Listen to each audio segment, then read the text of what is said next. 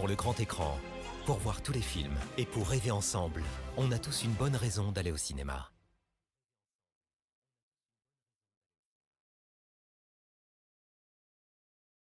Mesdames et messieurs, bonsoir, bonsoir Master. C'est vrai qu'elle était cool la musique. Bonsoir Michel, j'espère que vous allez bien, que vous avez passé un bon début de semaine, que le retour du frais est là, avec, si on cumule tout, on a eu quoi, allez,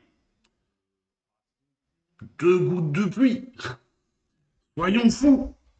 Ah oui, facile, hein, 2 gouttes, hein, mais vraiment pas plus, hein, c'est impressionnant, c'est des micros averses, mais vraiment, ça fait plomb, comme si on ouvrait le robinet, puis on le refermait tout de suite. Voilà. Et si on cumule tout, ouais, voilà, une demi-goutte. Bon. Bien. Donc, on est mercredi, jour des sorties ciné de la semaine. Avec une petite émission encore ce soir. Je crois que c'est le soir. Plus frais, ciel gris et rien d'autre. Nous, quand je te dis vraiment la pluie, ça compte pas, c'est que ça compte pas, hein. Là, vraiment, ça a rien fait, hein. On n'a pas d'autre terme que pluie pour dire qu'il y a de l'eau qui tombe du ciel. Mais vraiment, ouais, disons qu'il y a des gouttes qui sont tombées du ciel, mais ça a plus sali les voitures que fait du bien à la végétation. La végétation continue toujours de souffrir. Ça n'a servi strictement à rien, l'eau qu'on a pu avoir. Donc je disais oui, on va attaquer tout de suite. Certainement la plus petite semaine qu'on ait, puisqu'il n'y a que 10 films qui sortent aujourd'hui. Et ça se ressent en salle, hein. Je l'avais dit au début de l'été que l'été serait pas foufou parce qu'il y a un manque de roulement de gros films qui attirent le monde et le monde attire le monde, hein. Ça, c'est une règle à peu près partout. Et ben, ça se vérifie très bien au cours de cet été puisque bah, le manque de gros films fait que les semaines et les mois sont calmes. Mais bon, ceci est un autre sujet, un autre débat. Ce soir, on fait le tour des sorties ciné de cette semaine du 20 août, déjà bientôt la rentrée, avec un premier film, La Nuit des Clowns. On regarde la bande-annonce.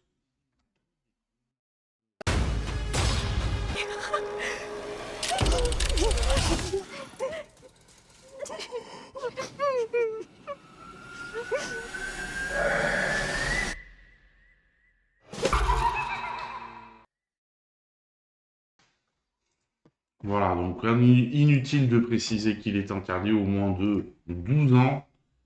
Voilà, donc bon, je crois qu'il y a même un avertissement. Non, juste interdit au moins de 12 ans. Bon, alors, qu'est-ce qu'on nous dit sur ce film? Tournage express, le tournage de La Nuit des Clowns s'est déroulé en seulement 5 semaines. Du 18 septembre au 23 octobre 2023 dans la région de Winnipeg au Canada, choisi pour ses entendues agricoles, qui évoque parfaitement l'ambiance du Midwest américain. Nuit américaine stylisée, beaucoup de scènes censées se dérouler de nuit ont en réalité été tournées de jour, avec un filtre bleu dans une technique appelée nuit américaine, classique mais efficace on pourrait dire, en milieu rural. Adaptation rapide, j'aime bien le rapide. Les droits du roman Un clown dans un champ de maïs ont été acquis avant sa publication en août 2020. Dès 2022, la production Temple Hill Entertainment était déjà en route, un développement à la vitesse record pour une adaptation de genre. Hommage au slasher classique, Ellie Craig a volontairement adopté une structure 80s, ouverture choc, premier acte centré sur l'ado et ses relations, puis massacre en règle. Un hommage assumé au slasher vintage.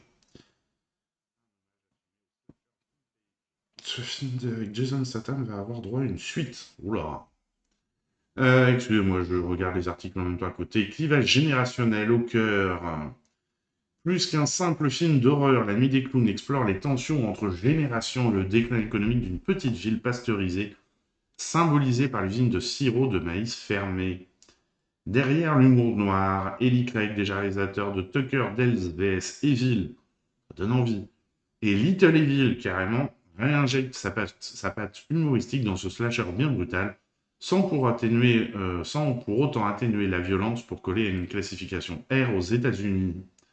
Un personnage cinématographique, le clown tueur est un classique du cinéma d'horreur, comme en témoigne Par exemple, Ça, il est revenu, et son remake Ça et Ça 2. La trilogie Terrifier, interdit au moins de 18 le dernier. Killer Clowns from the Outer Space, La Maison des Mille Morts, The Devil's Reject, de Rob Zombie, encore Clown, tout simplement, de John Watts.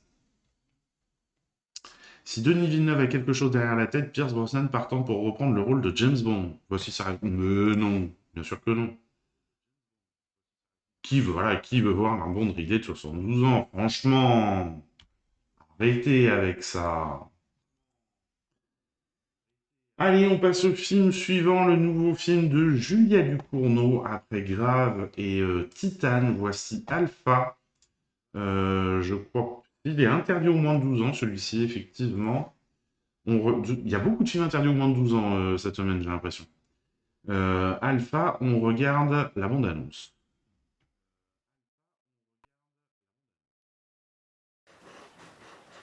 Tu te souviens pas de moi? On est chez maman, la petite. Je pourrais aller la voir. Tu la verras quand t'auras 2-3 kilos en plus, non? Tu veux que je te dise un secret? J'ai attrapé un truc. Ragged cup and a toast in my face of Jesus in my soup. Those sinister dinner deals. Tu les crois, reste là. Hook on horizon from my food. All things good are ungood. And the mercy seat. C'est quoi ça? Tu sais qu'il y a un virus qui circule, non? T'as pas parlé de ton oncle, là? Mais pourquoi? Tu restes là. Mais pourquoi tu le laisses pas? Parce que c'est comme ça. I always keep some rents and truth. A lie for a lie and a truth for a truth. And anyway, I told the truth. And I'm afraid I told a lie. Trop d'amour, des fois, ça. Des fois, les gens, ça les rend fous. Tu peux plus rester avec nous.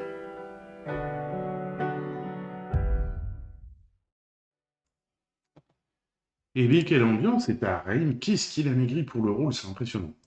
Waouh! Alors, qu'est-ce qu'on nous dit sur ce film?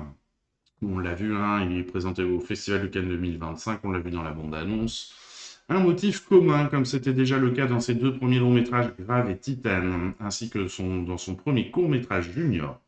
Julia Ducournau évoque de nouveau avec Alpha la question de la mutation, tant physiquement que psychologiquement, d'un personnage féminin.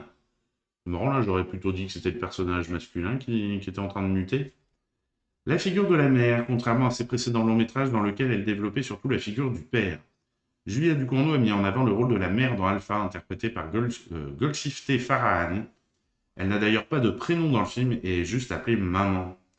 De longue date, Julia Ducournau avait le projet d'Alpha en tête depuis plusieurs années, mais elle souhaitait attendre que le film mûrisse avant de le réaliser. Ce n'est qu'à la suite de circonstances récentes qu'elle a ressenti le besoin de sauter enfin le pas et de s'y atteler.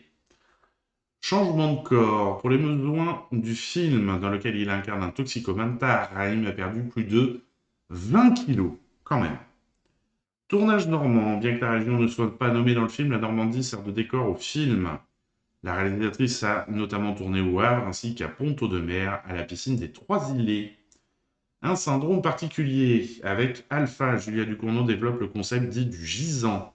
Il s'agit d'une théorie psychanalytique où le traumatisme d'une mort brutale se transmet à un descendant qui revient ainsi ses symptômes.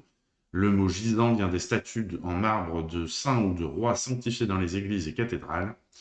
Une image que la réalisatrice a voulu utiliser dans son film, dans lequel des personnes atteintes d'un mystérieux virus se transforment peu à peu en statues. Quelle drôle d'idée!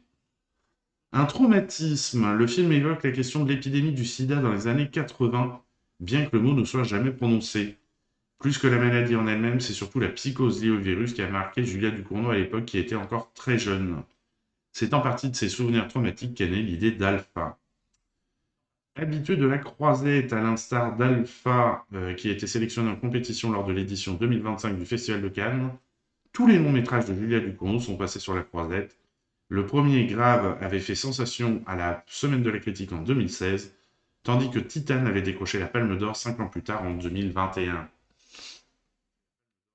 Hommage. Avec Alpha, Julia Ducournau rend homme à ses... rend hommage à ses origines kabyles du côté de sa mère. Certaines scènes du film, comme la séquence du repas de l'Aïd, présentent des points communs avec de véritables souvenirs d'enfance de la réalisatrice.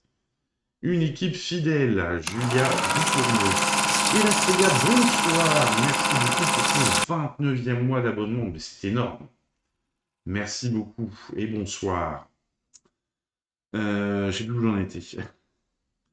On retrouve ici plusieurs de ses collaborateurs avec lesquels elle a l'habitude de travailler sur chacun de ses films, parmi lesquels le chef opérateur Ruben Impens, le monteur de Jean-Christophe Bouzy, ou encore le compositeur de Jim Williams. Nouvelle langue. Taharem a dû apprendre à parler kabyle pour les besoins de certaines scènes, un exercice qui a été un véritable défi pour lui. Morceau cinématographique. Le film se termine sur la 7e symphonie de Beethoven, un morceau qui a été très souvent utilisé au cinéma, notamment chez Gaspard Noé, Xavier Beauvois ou encore Tom Hooper, respectivement Irréversible, Des hommes et des dieux et Le discours d'un roi. Des hommes et des dieux, oh. Le discours d'un roi était chouette. Irréversible, c'était lequel? Je ne me parle pas trop parce qu'avec Gaspard Noé, on ne sait jamais trop ce qui peut se passer. Ah oui, c'était celui-ci, c'était pas mal celui-là. Eh bien écoute, ça va bien, on a le retour du frais chez nous. Bon, de la pluie, non. On a eu une demi-goutte de pluie, histoire de dire. Mais ouais, on a fini les très très grosses chaleurs là, qui ont duré pendant je sais pas combien de temps. Donc franchement, on respire déjà, ça va beaucoup mieux. Et toi, j'espère que ça va. Comment vas-tu? Alors, on passe au film suivant, Valeurs sentimentales. Gris et 20 degrés ici, ça fait du bien. Bah tout pareil. Franchement, tout pareil. Il manquerait plus qu'il y ait de l'eau pour vraiment bien rafraîchir de manière durable et que comment ça s'appelle? C'est devenu rouge maintenant, là, les pelouses qui sont oranges redeviennent vertes un peu. Les arbres reprennent des feuilles. Parce qu'on se croirait en fin d'automne, là, c'est assez impressionnant. Mais non, ouais, c'est vrai que déjà on respire, c'est déjà super bien, quoi. Donc, Valeurs sentimentales de Joachim Trier, réalisateur de Julie en 12 chapitres, qui a eu le Grand Prix au Festival de Cannes. Film France Inter, on regarde la bande-annonce. We can't really talk. My father is a very difficult person.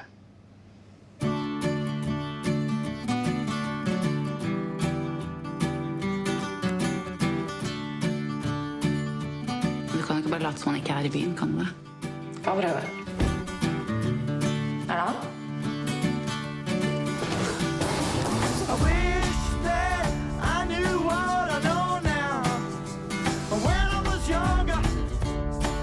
Hvordan går det med filmen, da?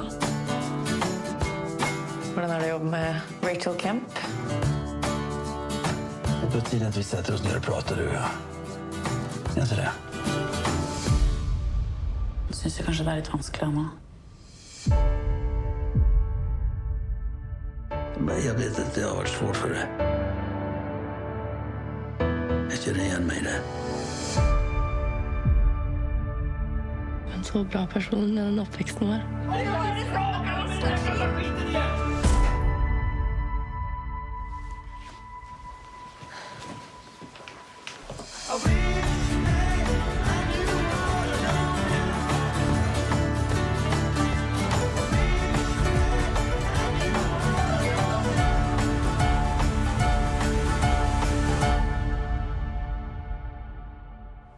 Ni två är ju det bästa som har hänt mig. Beste som har skjedd deg? Skulle vært der litt mer, da.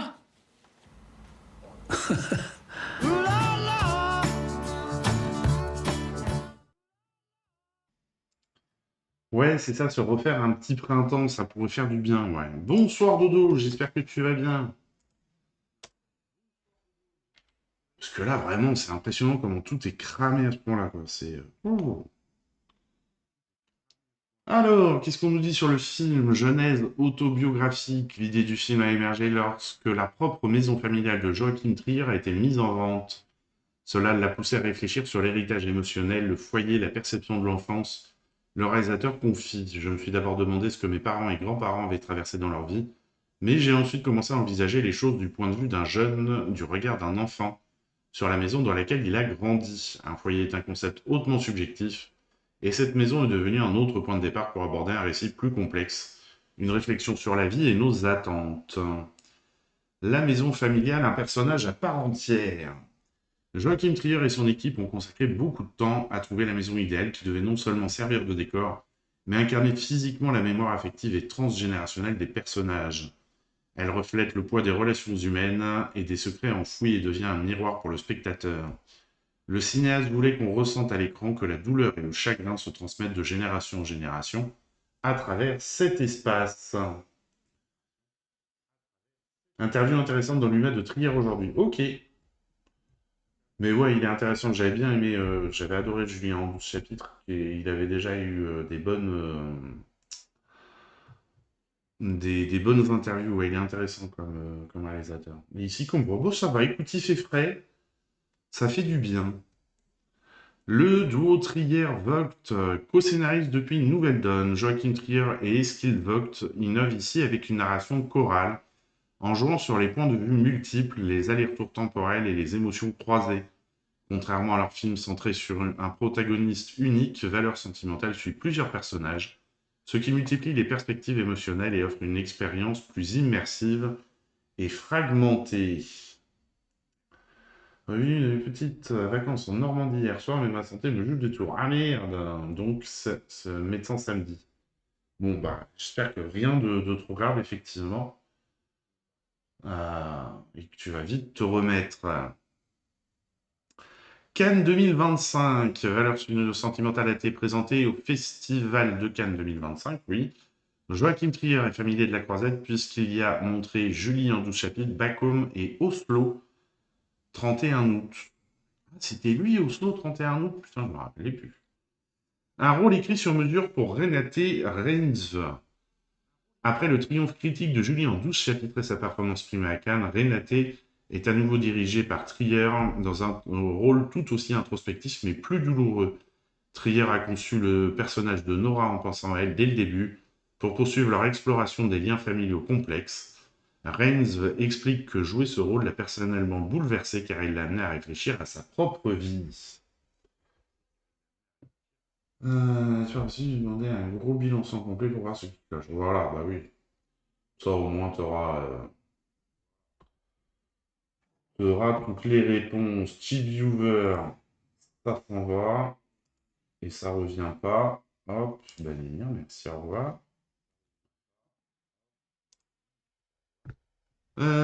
Suivant, une lumière difficile à maîtriser dans un décor vivant. Le chef opérateur Casper Tuxen, déjà à l'œuvre sur Julie en 12 chapitres, a dû composer avec une maison aux grandes baies vitrées, rendant difficile le contrôle de la lumière naturelle. Trier a souhaité que le film s'adapte au rythme des saisons, intégrant volontairement la lumière changeante comme élément narratif pour traduire le passage du temps et l'évolution émotionnelle des personnages. Mais oui, il n'y a que des best viewers, j'ai pas besoin d'en acheter. Un tome, ça sera le neurologue. Ah oui, le retour au neurologue, c'est moins fan, ça. Une bande-son pensée comme une narration affective, fidèle à son amour pour la musique expressive.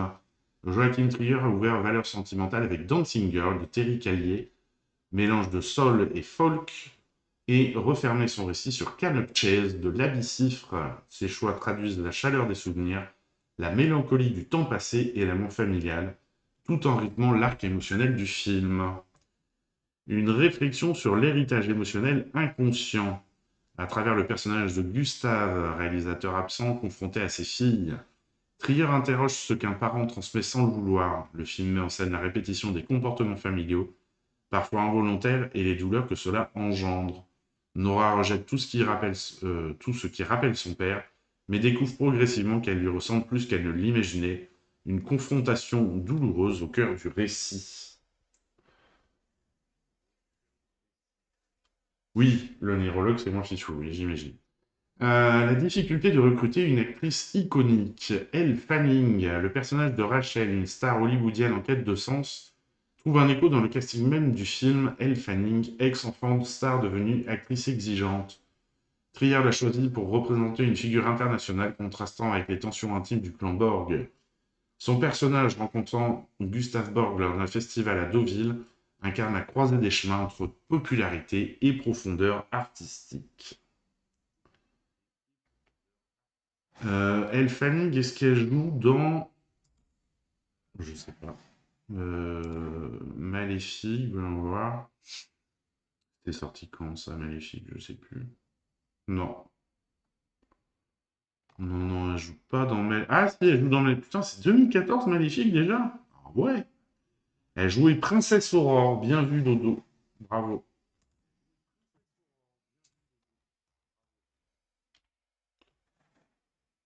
Ouais, 2014, hein. Ça... Ouais, hein. Allez, on change d'ambiance et on passe à un film d'action, Les Orphelins. On regarde la bande-annonce.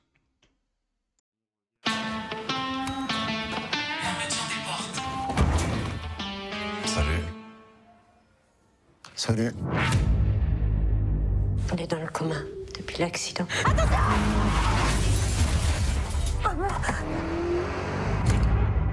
Ça fait 20 ans qu'on s'est pas vu. 18. Ouais, 18, ouais. Et t'as rien à raconter? Bah non. C'est lequel des deux déjà qui est flic? Faut l'aider, quoi. On les défonce. C'est la plus grosse boîte de sécu en Europe. Et Revelli? Une femme brillante avec un putain de carnet d'adresse. On va s'occuper de tout. Ensuite, on ira rendre visite à Leila. Personne ne touche à ma fille. Et depuis quand c'est ta fille? Depuis quand tu veux te perdre, toi? Bon, allez. Force spéciale? Expandables.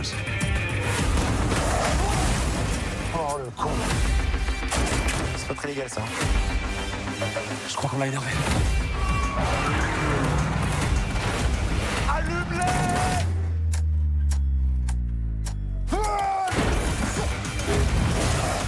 Bah, tu vois, on est une famille. Vous avez des meufs, vous?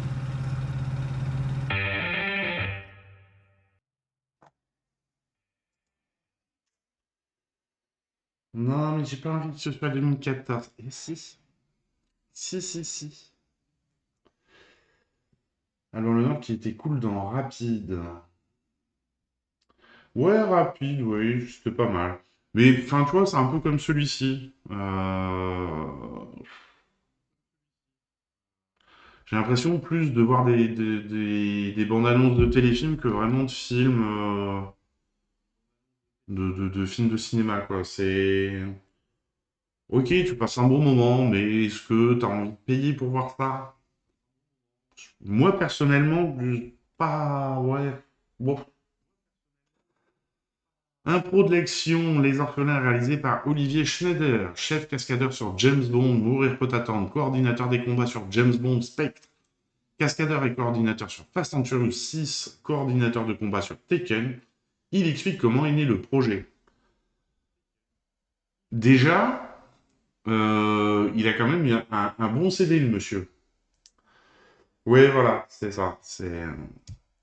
J'ai mis du temps à réfléchir à cette histoire. Au départ, j'ai développé plusieurs scripts que j'ai eu du mal à vendre. Je n'avais pas encore trouvé mon identité et le sujet que je voulais raconter. Quand l'idée des orphelins est arrivée, ma première référence n'était même pas L'Arme Fatale, mais Tango et Cash. J'en ai parlé à mon ami Alban Lenoir, que je connais depuis plus de 20 ans. Il m'a dit que ça l'intéressait. Il m'a présenté le producteur Rémi Letier.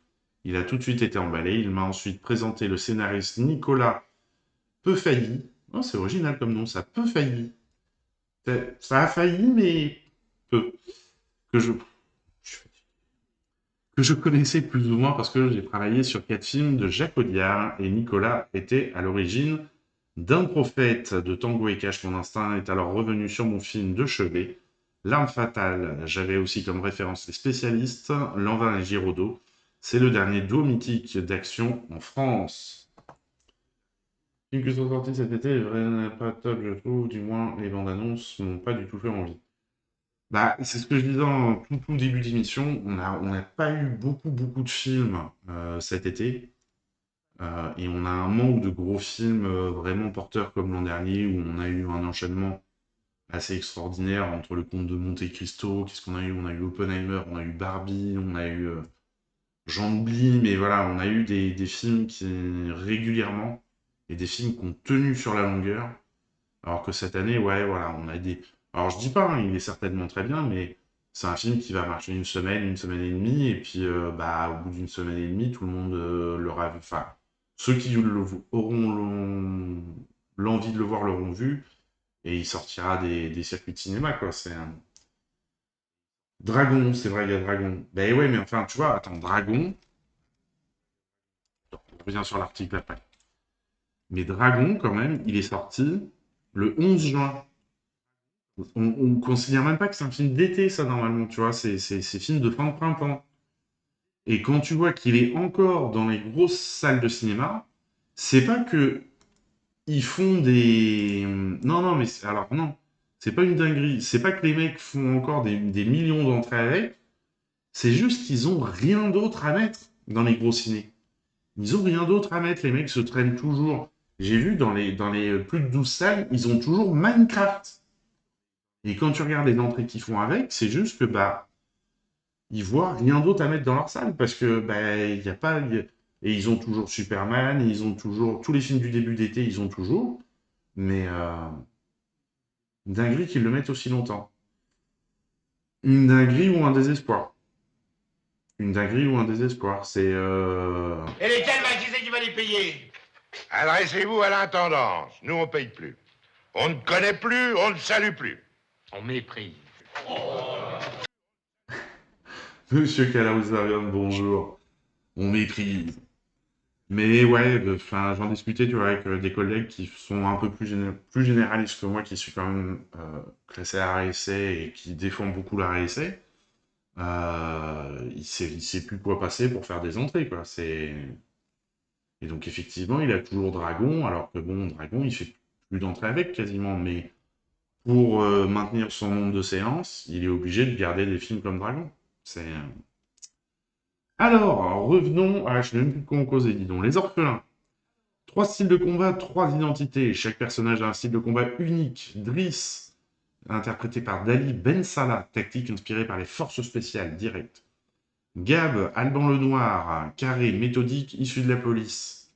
Leila, Sonia Faidi, explosif et gracieux avec de la canne de combat. Des cascades faites maison. Si on sait très bien pourquoi vous allez au ciné, vous avez besoin de clim. Pas faux. Pendant les grosses périodes de chaleur, c'était pas mal hein, d'aller au cinéma pour la clim. C'est clair. C'est clair, c'est clair. Et d'ailleurs, nous, on a des collègues sur la côte qui ont été obligés de fermer leur cinéma parce qu'ils n'avaient pas de... Ils n'ont pas de clim. Et... Ils étaient à 48 dans la salle. Ils ont dit non, bon, on ferme, on ne veut pas vous imposer ça. 48 dans la salle. Quand tu regardes un film, c'était là, c'est chaud. C'est horrible. Des cascades faites maison. Alban Lenoir a effectué 100% de ses cascades physiques et 90% des scènes de conduite. Il conduisait notamment la Ford Capri pendant des séances spectaculaires. Dali Ben Salah a aussi participé à de nombreuses scènes, même s'il a été doublé pour les plus dangereuses. Alban Lenoir, maintenant, est devenu le spécialiste de... Enfin, il est autant cascadeur qu'acteur. 48, ouais, bah c'est le problème. En fait, ils ont une très très mauvaise isolation. Et c'est un cinéma en tôle. C'est de la tôle tout le tour. Donc, bah, tu peux pas aérer parce que les salles de cinéma, c'est très très dur à aérer. Donc, ça a tapé sur la tôle. Et bah, même si tu as du placo hein, pour habiller, la tôle, ça chauffe, ça rend la chaleur autant que tu peux. Et c'est des sièges en bois, en contreplaqué. Donc, ouais, voilà, tu colles. Alors, c'est pas sur le Skype, mais tu colles sur le contreplaqué, quoi. C'est horrible. Retrouvailles. Dali Ben Salah avait déjà côtoyé Olivier Schneider lorsqu'il jouait Primo Cyclope dans le James Bond. Mourir peut attendre. Alban Lenoir retrouve aussi le cinéaste puisqu'il avait été figurant sur Tais-toi, sur lequel Olivier Schneider était cascadeur. Une révélation nommée Sonia Faidi, choisie après un casting exigeant. Sonia Faidi a impressionné toute l'équipe malgré ses 23 ans. Elle incarne une ado de 17 ans. Dali Ben Salah l'a recommandée. Elle a accepté les coups et les bleus et s'est investie physiquement dans chaque scène. Elle a passé un casting, je lui ai fait faire des essais avec Alban et Dali. J'avais besoin de savoir si ça marchait, quand je l'ai vue, c'était évident. Elle a ce naturel, elle a les yeux qui pétillent, quand elle se bat, elle est flippante. Elle a du caractère. Et ça a été tourné sur la côte basque. Pourquoi Biarritz et Saint-Jean-de-Luz? Et c'est là qu'on voit qu'il y a un problème dans ce département. On n'a plus de bureau des tournages, il a été fermé. Voilà. Avant, on était invité sur les tournages, les salles de cinéma, les salles de cinéma étaient invitées sur les tournages pour visiter. Là, on n'est plus invité de nulle part. C'est dommage. Olivier Schneider explique pourquoi il a tenu à situer l'action des orphelins à Biarritz et Saint-Jean-de-Luz. C'est très simple. Quand j'ai cherché l'endroit du film, je me suis rappelé mes dernières vacances avec mes parents.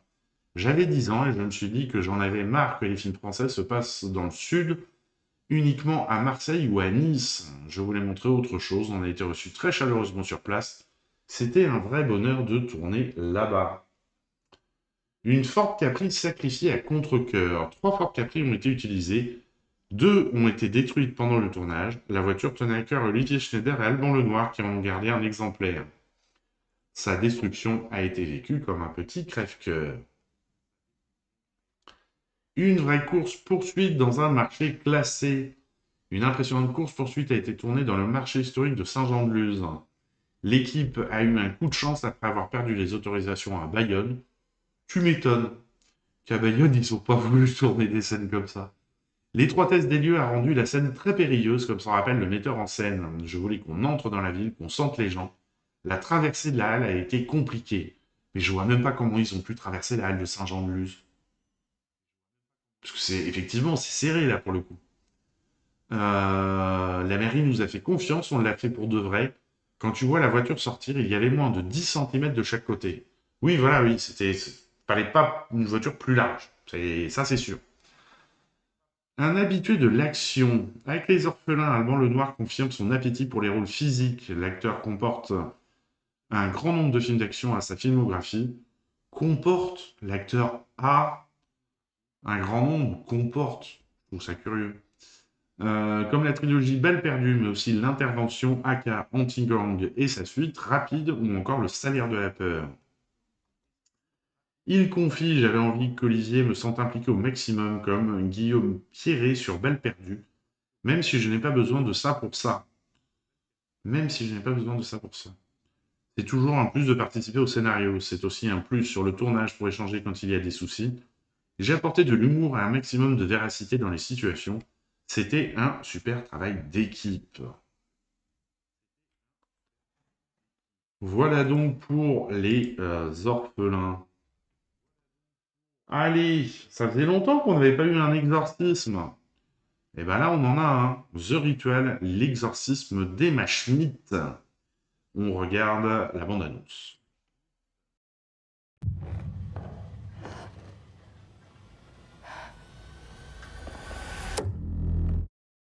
C'est une guerre et nous sommes l'armée de notre Seigneur.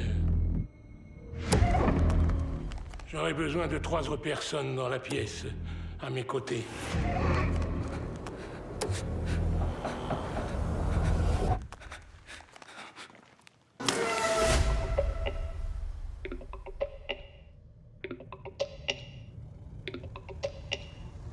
Il faut arrêter. Restez où vous êtes. Quel que soit ce que vous avez essayé de faire, c'est un échec. Nous devons continuer. Nous ne pouvons pas abandonner Emma. C'est le seul moyen, croyez-moi.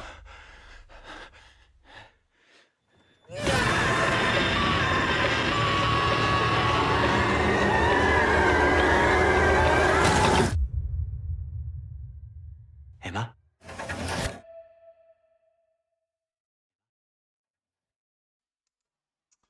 Voilà, bon, film interdit aux moins de 12 ans, est-il besoin de le préciser? Film d'horreur qui a l'air sympa. Bonjour, Andy, j'espère que tu vas bien. Ouais, on va dire ça. Écoute, on le passera, tu me diras. Je te laisserai aller le voir et puis tu me diras. Mais ouais, c'est un exorcisme, quoi. Il y a des trucs quand même, moi je me dis, quand t'as quelqu'un qui fait ça et qui arrive à survivre, quand elle se tourne la tête trois quarts comme ça, puis que t'arrives à survivre, je sais pas, tu lui mets une balle dans la tête direct. Comme ça au moins, t'es tranquille. C'est encore plus proche de l'histoire de base. Oui, bah c'est... Voilà. Ils ont fait l'exorciste, alors ils se disent... Il y a toujours ce truc de se dire... Ah, ça a marché, on va essayer d'en refaire un, d'innover un petit peu, puis finalement ils innovent de que dalle. Et puis ouais, ils se disent peut-être que les avancées technologiques vont nous aider à faire un peu mieux. Voilà, bon après, faut le voir pour vraiment... Moi, c'est pas du tout mon type de film, donc j'irai pas le voir, je pourrais pas vous dire. Mais voilà, quoi, c'est pas... c'est un peu toujours la même chose quand même. Alors, mais ça, je sais bien que tu vas aller le voir. Basé sur des faits authentiques documentés. Ah, attention, on a des faits authentiques là. The Ritual, l'exorcisme d'Emma Schmidt, s'inspire d'un véritable exorcisme reconnu officiellement par l'Église catholique. Alors déjà là, on part dans des trucs... Celui d'Emma Schmidt en 1928, considéré comme l'un des cas de possession les mieux documentés aux États-Unis.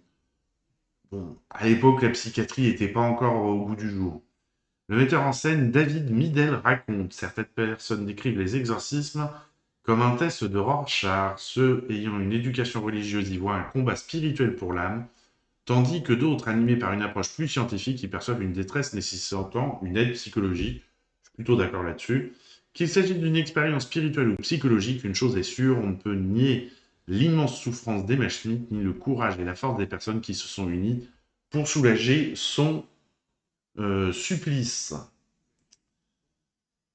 Eh ben, bon apéro, mademoiselle Dodo. Bonne soirée et à la prochaine. Une inspiration directe du livre Bégone Satan, qui date de 1935. Le film, puis, lui, il n'avait pas attendu pour faire, parce que 1928-1935, 7 ans, lui, il n'a pas attendu. Le film puise dans le témoignage original consigné dans ce livre, devenu une référence pour les amateurs de récits de possession et de cinéma d'horreur. Se documenter en entamant ses recherches sur les événements relatés dans The Ritual, David Middle a été frappé par l'approche scientifique et factuelle adoptée par beaucoup de face à des phénomènes en apparence inexplicables, parfois qualifiés de paranormaux. Une approche scientifique et factuelle, ok. Il confie, cela a constitué le fil conducteur de notre approche pour le film, ayant passé des milliers d'heures à explorer les faits, l'histoire et le contexte entourant Emma Schmidt et les autres personnes impliquées. Ma connaissance intime de l'affaire m'a permis de dépasser les processus créatifs à travers d'innombrables choix cornéliens. Des milliers d'heures juste sur ça, mais mec, faut changer un peu, hein. Il était particulièrement important pour moi de m'assurer que les faits et les épreuves ainsi que les victoires vécues par les protagonistes soient retracés dans la plus grande exactitude possible. Eh bien... Contexte de l'époque, le réalisateur David Middle a passé des milliers d'heures, bah ça on vient de le dire. Note d'intention du cinéaste, aussi loin que je m'en souvienne, j'ai toujours été fasciné par la manière dont la science, la foi, la spiritualité et la condition humaine s'entrecroisent. Non, laissez la foi et la spiritualité de côté, gardez la science. Voilà, et au bout d'un moment, merde. Comme pour l'ensemble de mon travail, mon objectif premier est raconter une histoire vraie. C'est vrai qu'en plus, les exorcistes, vous savez que ça existe toujours, les exorcistes. Il y en a toujours au Vatican. Et de rendre hommage au vécu des personnes qui ont existé en dépeignant leur combat avec honnêteté et respect. Un combat de 23 jours reconstitué avec vigueur. L'exorcisme original s'est déroulé sur 23 jours dans un couvent isolé de l'Iowa. Les phénomènes étranges comme les lévitations et voix inhumaines ont été décrits de manière aussi fidèle que possible. Un secret est resté caché pendant près d'un siècle. L'Église a longtemps gardé sous silence les détails de cette affaire. Le film ambitionne de révéler au grand public cette histoire oubliée, mais fondatrice dans l'imaginaire de l'exorcisme américain. Non, il y a une contradiction là dans tout ce qu'on a lu. Un secret resté caché près d'un siècle. Le cas, enfin, les événements, c'est 1928 et en 1935, il y a un livre qui est publié. les exercices de mathématiques, ouais, ça compte même double. Donc ouais, comment ils ont pu cacher pendant 100 ans alors qu'il y a un livre qui a été écrit 7 ans après les faits. Voilà. Donc, hein, comme on le dit toujours, les exorcismes. Ouais, voilà, ils essayent de monter le truc. Non, mais on va vous révéler le truc. Une distribution prestigieuse. The Ritual Exorcist d'Emma Schmidt met en vedette Al Pacino. Ça m'a surpris quand j'ai vu Al Pacino. Dans le rôle du père Rissinger, après avoir incarné le diable dans L'Associé du diable. On va quand même pas comparer les deux. De Taylor Hackford en 1997, le légendaire comédien l'affronte cette fois-ci. Il est épaulé par Dan Stevens, qui s'y connaît en matière de films d'horreur, puisqu'il a récemment joué dans Abigail. Ashley Greene, qui a joué dans Twilight. Oh, Twilight. Et Abigail Cohen, les nouvelles aventures de Sabrina, sont également au casting du film. Mais oui, l'Associé du diable, tu vas pas comparer l'Associé du diable à ça, quand même. Non, je suis pas d'accord.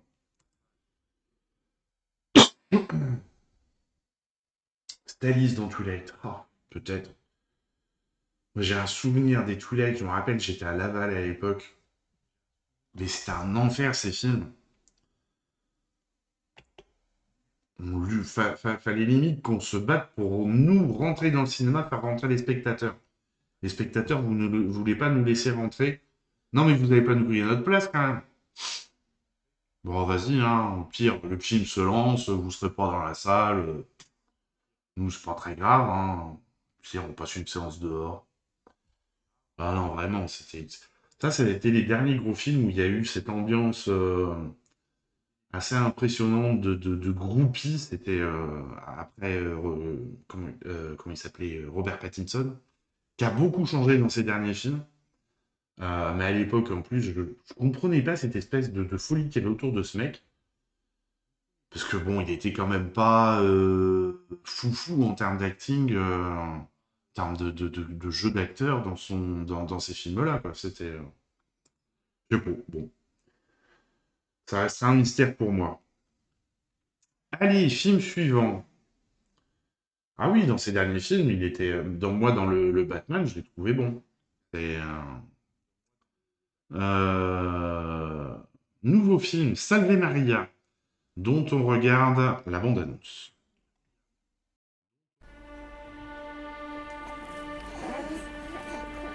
El que no s'anomena no existeix, mamis. Perquè a vegades és com que sentim moltes coses, no? Que no entenem. I llavors callem. Preferim callar. Bueno, en verdad me gusta todo lo que escribe. Me fascinan tus cuentos cortos, relatos, todo.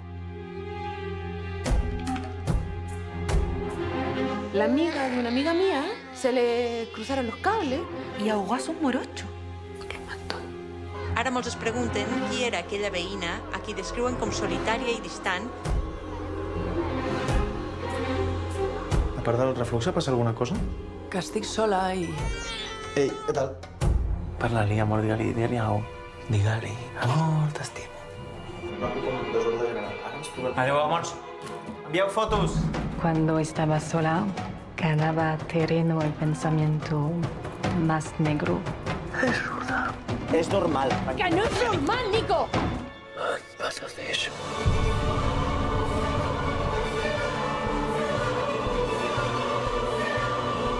Te'n recordes aquell estiu? Que guapa estaves, per favor. Tothom et mirava. Prometo que ho faré millor a partir d'ara.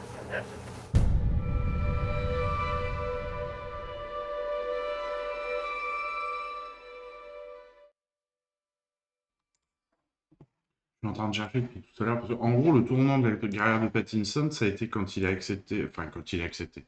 Quand les frères Sadfield l'ont fait tourner dans leur film. Et à partir de là, il a dû découvrir un autre cinéma. Il dit, tiens, c'est intéressant de faire des films qui veulent dire quelque chose. C'était Good Time. Good Time des frères Sadfield, ça vraiment, si vous ne l'avez pas... Tac. Si vous ne l'avez pas vu, celui-ci, c'est vraiment le premier film où il a pris un tournant dans sa carrière, une autre ampleur, et le film était vraiment génial. Voilà, fin de l'aparté.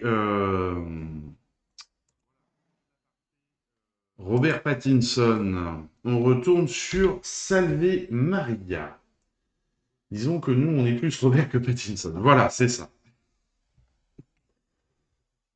Allez, sélection en festival. Salve Maria a été présenté dans de nombreux festivals internationaux, parmi lesquels ceux de Reykjavik ou Locarno, d'où il est reparti avec une mention spéciale. A Star is Born. Pour son rôle, Laura Vesmar a obtenu le meilleur espoir féminin lors de la dernière cérémonie des Goya, l'équivalent espagnol des Césars. Tournage catalan. Le film a été tourné en Catalogne, à Barcelone ainsi qu'à Laval des Boys, dans la province de Lérida et dans le village de Taül. Des pages à la toile. Salve Maria est l'adaptation du livre Las Madres No de Caxita Aguirre, sorti en France sous le titre Palémère aux éditions Globe. Un ouvrage qui a eu beaucoup de succès et qui se penchait sur l'un des plus gros tabous, à savoir l'infanticide. Une affaire de famille, comme c'était déjà le cas dans ses deux premiers longs métrages, 13 Dies Amb, La Familia en 2009, et Todd Volem El Milor, Père à Elia 2013, la réalisatrice Mark Cole développe de nouveau dans Salve Maria son thème de prédilection, la famille. En outre, elle a également situé l'intrigue à Barcelone, et a pris comme personnage principal une femme de son âge et du même milieu qu'elle.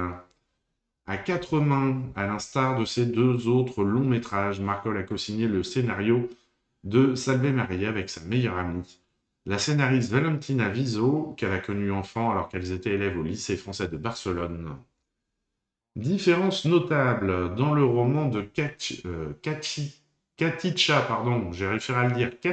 Aguirre, dont le film est l'adaptation, le personnage principal ne souffrait pas de dépression postpartum et ne rejetait pas son bébé. Mark Cole et Valentina Viso ont rajouté ce paramètre de taille dans la deuxième version de leur scénario, qui colle au plus près au point de vue de l'héroïne. Les femmes et la maternité, Salve Maria est structuré en 4 chapitres et un épilogue, qui s'appuient tous sur la citation d'une écrivaine ou une héroïne emblématique d'une réflexion importante sur la maternité, à l'image de Simone de Beauvoir, Sylvia Plath, Suzanne Suleiman ou encore Médée, un procédé déjà utilisé par Katixa Aguirre dans son livre. Au niveau de l'image, Mark Cole et son directeur de la photographie Milo Zimmerman ont souhaité tourner le film en 35 mm. Ils avaient en tête quelque chose de très stylisé autour de la psyché d'une femme fragilisée et se sont notamment référés à certaines héroïnes torturées des films de Roman Polanski.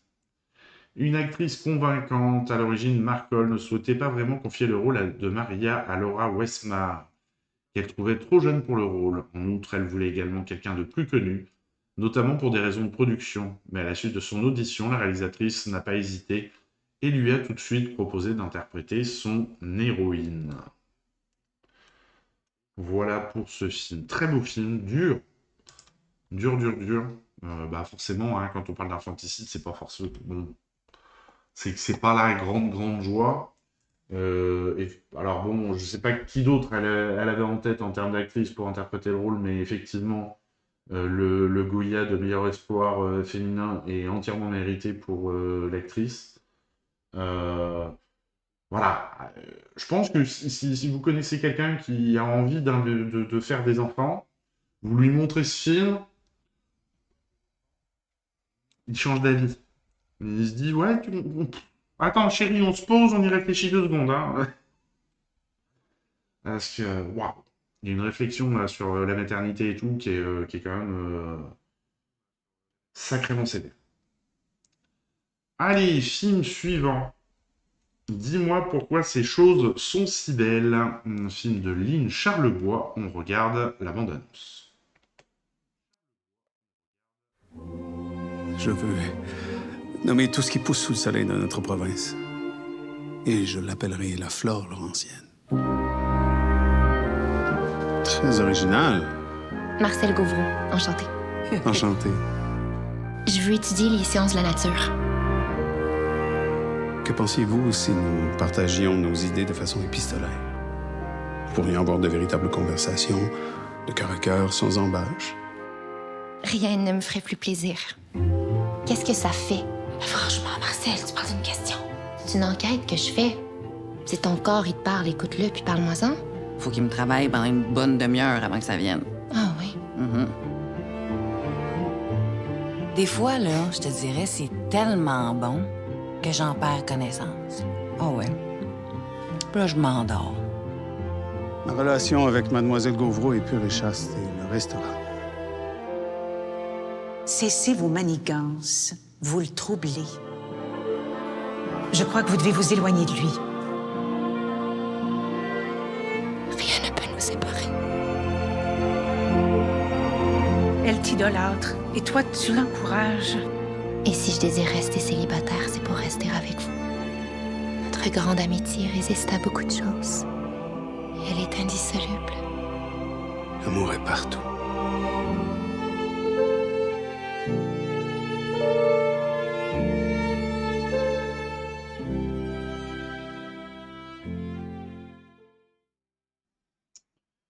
Voilà donc pour cette bande-annonce. Qu'est-ce qu'on nous dit sur le film? Sélection au festival. Dis-moi pourquoi ces choses sont si belles a été sélectionnée lors de la dernière édition du Festival du film francophone d'Angoulême. Son actrice principale, Mylène Maquet, est repartie avec le Valois de la meilleure actrice. En outre, le long-métrage a également été sélectionné comme film de clôture pour l'édition 2025 du Festival du film canadien de Dieppe. Histoire vraie, le film de Lynn Charlebois est inspiré de la véritable amitié entre le frère Marie-Victorin et son élève, la jeune Marcel Gauvreau, dans les années 30 au Québec.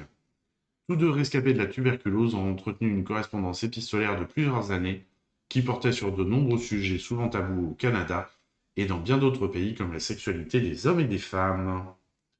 Fameuse devise, le titre du film fait référence à cette fameuse devise du frère Marie-Victorin. Je voudrais savoir pourquoi toutes ces choses sont belles, une formule qu'il avait prononcée à Marcel Gauvreau et qui avait été la sienne lorsqu'elle a fondé l'école de l'éveil en 1935, au sein de laquelle elle initiait les jeunes enfants aux sciences naturelles. Retrouvailles, le film marque les retrouvailles de Lynn Charlebois avec le producteur Roger Frappier, 15 ans après leur première collaboration sur Borderline, le premier long-métrage de la réalisatrice. C'est d'ailleurs lui qui est venu la chercher après avoir lu les lettres biologiques du frère Marie-Victorin. Et de deux, Mylène Maquet avait déjà obtenu le rôle de Marcel Gauvreau dans le passé. Ah, c'est original ça. Avec le film Les Fleurs oubliées. Ça au moins, elle avait l'idée du truc, quoi. D'André Forcier aux côtés de Roy Dupuis. Chaud et froid, majoritairement tourné à Montréal, notamment au sein du fameux jardin botanique de Montréal fondé par le frère Marie-Victorin, justement, ainsi que dans d'autres endroits au Québec, l'archipel de Mingan, Farham, le film de Lynn Charlebois a également été filmé pour les 3 derniers jours de tournage à Cuba. C'est en effet sur cette île que le frère Marie-Victorin observait des prostituées. Oh, mon père. Référence. En découvrant le scénario du film, Mylène Maquet a songé à The Tree of Life de Terrence Malick, notamment dans son rapport à la nature. Vite fait, mais alors très très vite fait, parce que The Tree of Life était quand même d'une autre qualité. Reconnaissance, cinéaste reconnu au Québec notamment pour ses différents téléfilms et épisodes de séries réalisées, Lynn Charlebois reste cependant une réalisatrice que le public français connaît peu, puisque son seul et unique long-métrage avant ce film, Borderline, n'est pas sorti en France. Ah bah voilà. Son deuxième film est le premier à être distribué dans l'Hexagone. J'étais en train de me dire, Borderline, quand même, qu'est-ce que c'est que ce film? Mais effectivement, s'il n'est pas sorti en France, c'est dur de connaître. Alors, bon, ce film, je l'ai vu. C'est un peu fatigant, là, ces personnages qui sont... T'as l'impression qu'ils sont en béatitude totale tout le temps, là. Oh, ils m'ont fatigué. Bon, après, l'histoire, c'est inspiré d'une histoire vraie, ok, pourquoi pas, mais... bon. Voilà. C'est pas un film sur lequel j'ai franchement accroché. Alors que le suivant, Sous tension, là, j'ai beaucoup aimé celui-là. On regarde la bande-annonce.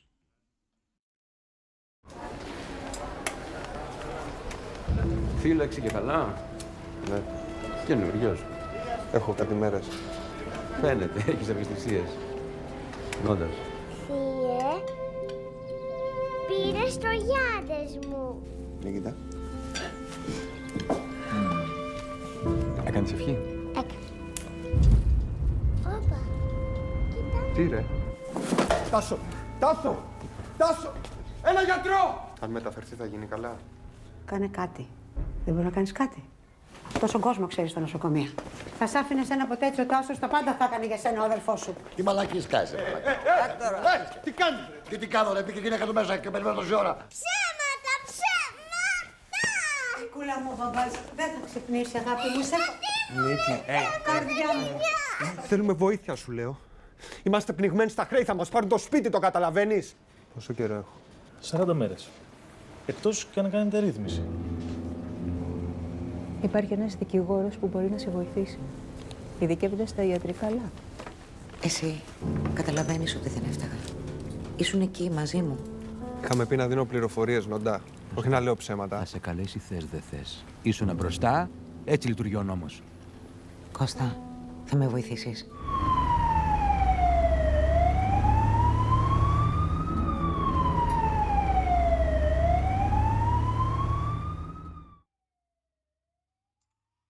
Voilà, bon, alors c'est sûr que par contre, c'est quand même vachement moins gay, hein, on va pas se mentir. Mais c'est un film que j'ai trouvé assez intéressant.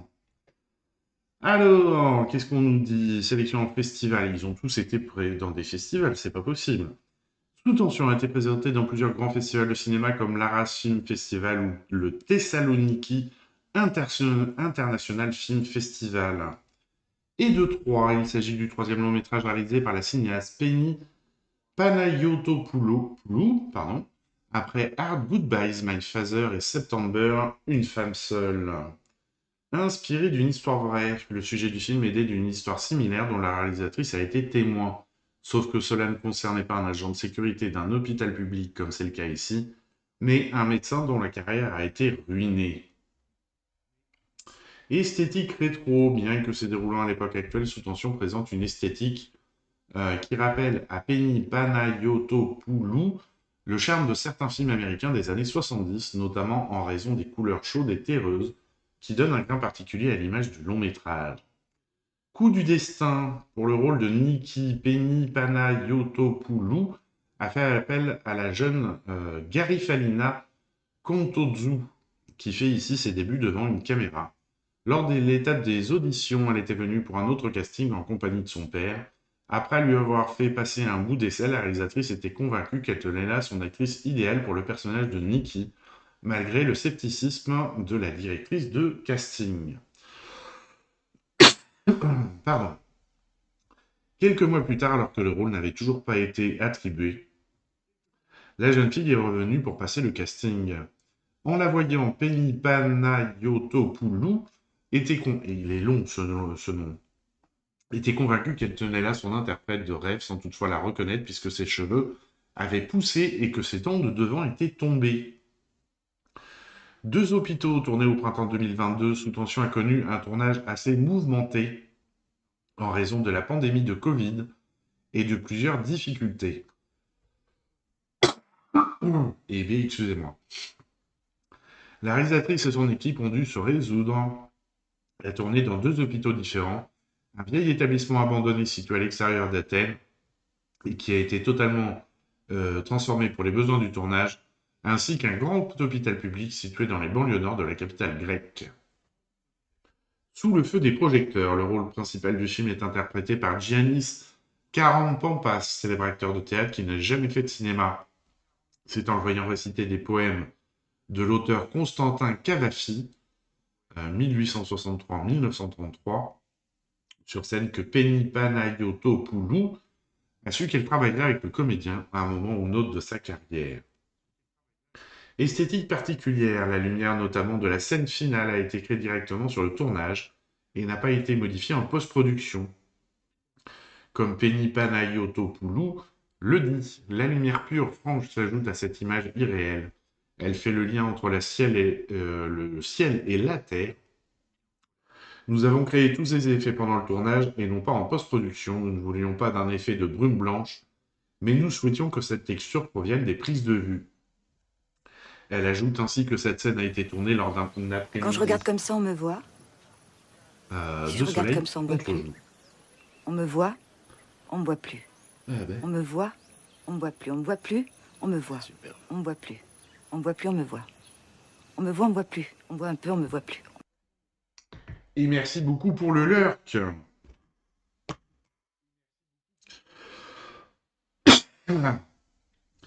Voilà, donc très beau film qui, qui reprend bien qui montre bien le bordel qu'on a foutu en Grèce et comment la population essaye de survivre, jusqu'où elle est prête à aller, que la casse du service public, jusqu'où ça peut mener. En gros, ce qu'on est en train de préparer en ce moment, nous, eux, ils y sont en avance. Et ce serait bien de le montrer à nos politiques en ce moment, pour montrer que faut peut-être arrêter de déconner avec la casse du service public. Voilà. Allez, on passe au film suivant, Last Shadow at First Light. On regarde la bande-annonce. 同じ夢を何度も見ていたの。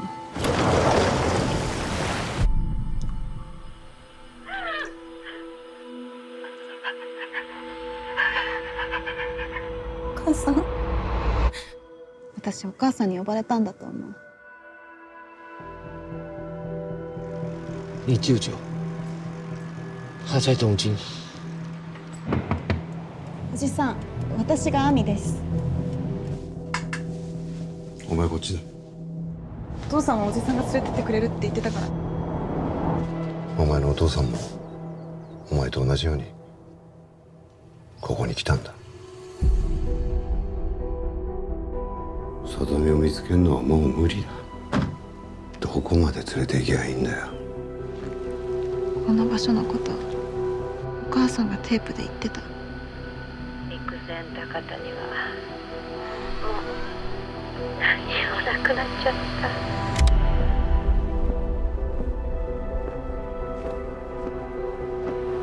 た。里見はここで恐怖を感じたんだ。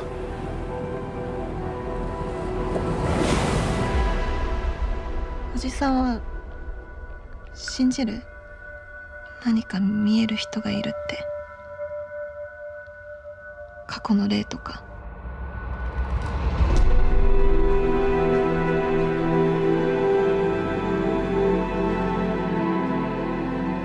私は家族のためにここにいるの。お前のお母さんはな、お前を捨てたんだよ。この世にただ一人でも僕のことを覚えている限り、僕は生きてるって。お母さんのここでのこと教えてほしい。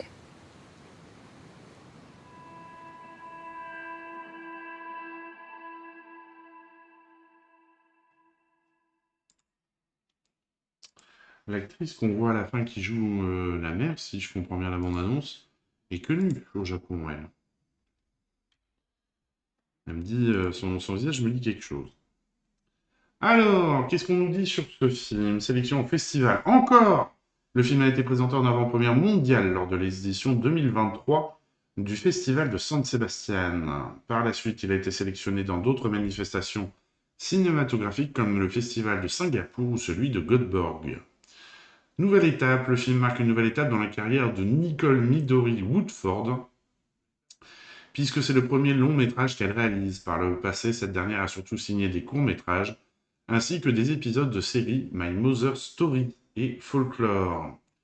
Terre traumatisée, le tournage s'est notamment déroulé dans la ville portuaire de Rikuzentaka au Japon, un endroit qui avait été sévèrement endommagé par le tremblement de terre de Tohoku, survenu en 2011. Par autobiographique, la réalisatrice a puisé dans son histoire personnelle pour réaliser le film, notamment à travers l'histoire de sa grand-mère japonaise qui avait survécu à l'explosion atomique de Hiroshima dans les années 40. Donc elle faisait partie des irradiés. Elle s'était ensuite installée à Singapour, bien décidée à ne plus revenir au Japon, pays qui avait été la source de terribles traumatismes. Tu m'étonnes. Nicole Midori Woodford a écrit son film dans le but de se reconnecter à travers le présent à ses racines oubliées dans l'histoire de sa famille. De longue haleine pour trouver l'actrice idéale pour le personnage d'Amy, Nicole Midori Woodford a fait un long casting. En tout cas, cela lui a pris 2 ans avant qu'elle ne confie le rôle à la jeune comédienne Miyaya Shirata. Inspiration poétique lors des dernières étapes de l'écriture du scénario. La réalisatrice a découvert un poème de poétesse japonaise, Nagaseki Yoko, qui a particulièrement résonné en elle.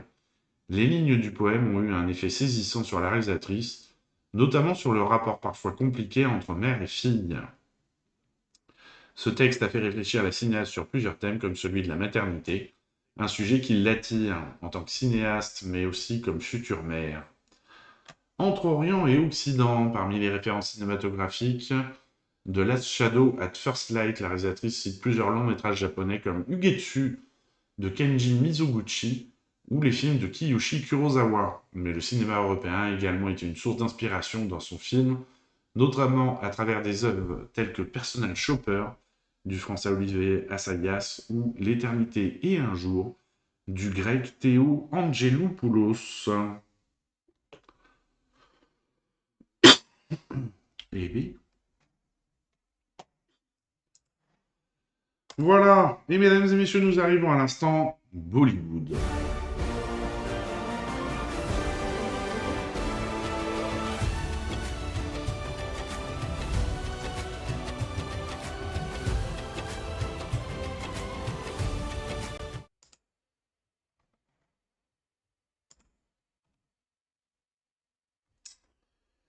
Pourquoi ça n'a pas changé l'affiche? Voilà. Avec ce soir un seul film, il n'y a pas beaucoup, voilà. C'est une toute petite semaine, on a eu que, en comptant le Bollywood, on a eu que 10 films. Ena Nu Rena Sena Ni Aunda, voilà, hein, quand même. On regarde la bande-annonce. ਬਾਹਰਲੇ ਮੁਲਕਾਂ 'ਚ 2 ਤਰ੍ਹਾਂ ਦੇ ਪੰਜਾਬੀ ਰਹਿੰਦੇ ਨੇ ਇੱਕ ਜਿਹੜੇ ਪੱਕੇ ਨੇ ਤੇ ਦੂਜੇ ਜਿਨ੍ਹਾਂ ਨੂੰ ਰਹਿਣਾ ਸਹਿਣਾ ਨਹੀਂ ਆਉਂਦਾ You are liars. No, we are not liars. We are students.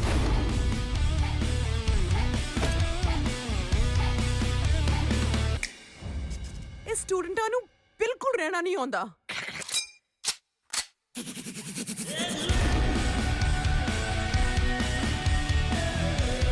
Music ਬੰਦ ਕਰੋ ਮਿਊਜ਼ਿਕ ਬੰਦ ਹੋ ਗਿਆ ਮੈਂ ਤੁਹਾਨੂੰ ਬੰਦੇ ਦਾ ਪੁੱਤ ਬਣਾ ਦੂੰ ਮੈਂ ਤੁਹਾਨੂੰ ਦੱਸਾਂ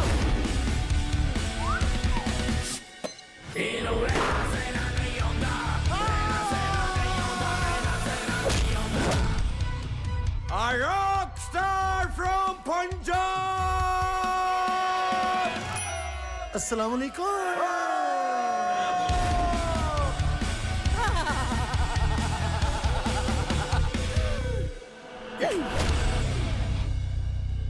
Come on, baby. Come on. This is Brampton, not Punjab.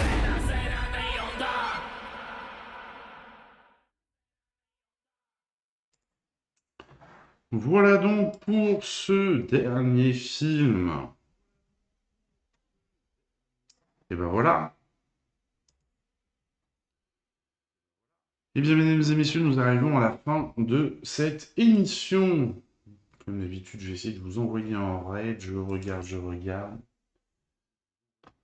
Ça fait longtemps qu'on n'a pas été que je vous ai pas envoyé chez Morgame. Je pense qu'on va faire ça. En